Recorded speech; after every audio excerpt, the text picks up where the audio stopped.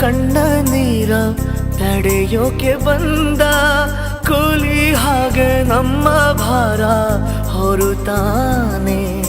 ಸ್ನೇಹ ಎಂದರೆ ಹಾಲು ಜೇನು ಎಂಬ ಸತ್ಯವನ್ನು ಈ ಹುಡುಗನು ತೋರಿದ ಎಂದು ಬರೆದ ಋತುವಂತಿ ತಂದವನು. ಎಲ್ಲ ಗೆಲ್ಲೋ ಚೇತರಿಕೆಯ ತಂದವನು. ನಮ್ಮೊಳಗೆ ತುಂಬಿದ ಎಲ್ಲ ಉತ್ತರ ಆದರಿವನೇ ಪ್ರಶ್ನೆ.